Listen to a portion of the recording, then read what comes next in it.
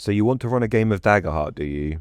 A game where you hold the reins of fate in one hand and a pool of fear tokens in the other? Well, congratulations, Dungeon Sauron. You're not here to punish your players, you're here to challenge them, to twist the knife, just enough that they thank you later. Let's talk about how to do that without blowing it. Your dice are dangerous. In Daggerheart, your players get 2d12s, nice little bell curve, all cozy and reliable, like a bard with therapy. You get a d20, a pure chaos crystal. You are the storm. Your roll might ruin a wedding, or drop a villain on his silk-cloaked butt. GM's rolls are swingy. That's on purpose. You are not the universe's math teacher. You are its thunderstorm. When your d20 spikes a 20, it's not just a hit, it's fate laughing through your teeth. When to call for a roll, ask yourself, do they have to roll? Or is this just a look cool and get consequences kind of moment? You've got options. Auto success with cost. Sure, you can leap the burning bridge, but the townsfolk see you and start screaming about fire demons. Fun times. Stake setting. You want to leap rooftop to rooftop?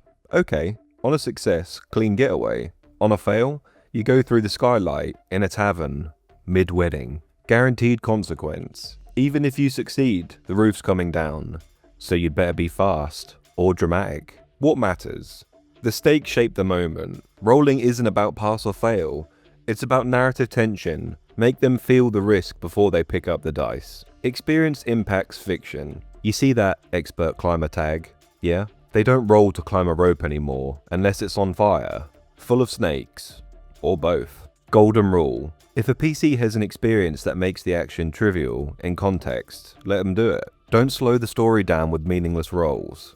Better option. Let them spend stress to do it without rolling if it's dangerous but not dramatic. This isn't D&D. The spotlight belongs to the story, not the roll for everything simulator.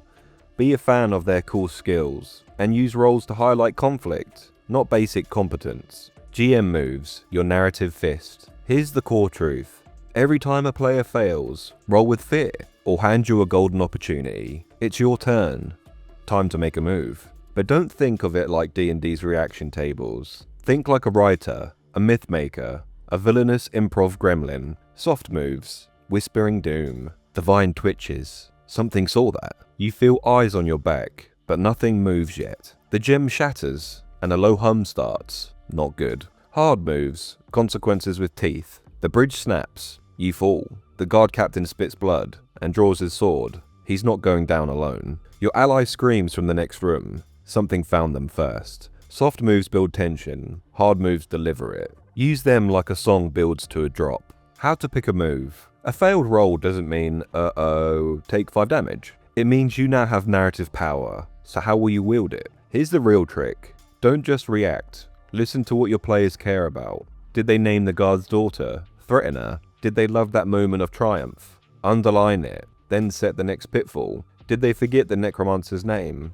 Have him show up wearing a PC's face. Use moves to escalate, twist, and personalize. Always ask, what's the most interesting consequence? Fear, your dark currency. In Daggerheart, the GM doesn't get spells. You get something better. You get fear. How do you get fear? PCs roll with fear. You get 1 fear. They take downtime. Some classes give you fear. Specific spells, abilities, or adversary moves can also juice your fear bank. You can spend fear to interrupt the players, make additional GM moves on your turn, activate adversary or environmental fear features, add bonus dice rolls using an adversary's experience, improvise absolute chaos when it serves the drama. A flamey tip. If you have 10 plus fear, congratulations. You're a narrative nuke waiting to go off.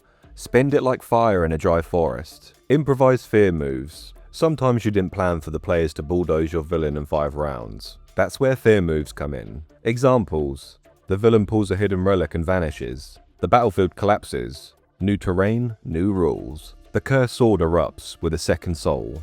Now it's talking, and angry. You didn't script it, but the story demands it. Spend fear. Own the moment. Just remember, a good fear move redefines the scene. Use it to raise stakes, not just punish. Spending fear strategically. Fear Economy 101. Incidental scenes? 0 to 1 fear. Let them breathe. Minor trouble? 1 to 3 fear. Just enough to make them sweat. Big fight? 4 to 8 fear. Hold on to your butts. Climactic arc ending moment. 6 to 12 fear. Go full flamey. Flamey's law of fear. If you've got too much fear, dump it at the start. Interrupt their perfect plan. Make the battlefield move. Spotlight multiple enemies. Burn the wagon they didn't think you noticed. You don't just run encounters, you run emotion. You're not rolling dice, you're casting shadows, you're breathing life into silence. Every move you make, whether you show collateral damage or ask a haunting question, shapes how your table feels. Make the world real. Make their victories count. Make their losses poetic. This isn't just a game. This is a shared memory. You are not versus the players. You are with them, dragging them through heartbreak and heroism with equal measure. You are the storm. Being a Daggerheart GM isn't about stats. It's about rhythm, tension, emotion. You build the beat, they dance in the spotlight. So go make them dance. Make them fight, cry, laugh, and gasp in horror. When the door creaks open and that familiar voice says, "I warned you I'd be back," roll the dice, spend the fear, and let the story burn. Welcome to the GM seat, my dear pyromancers. It only gets wilder from here. Stay spicy, adventurers.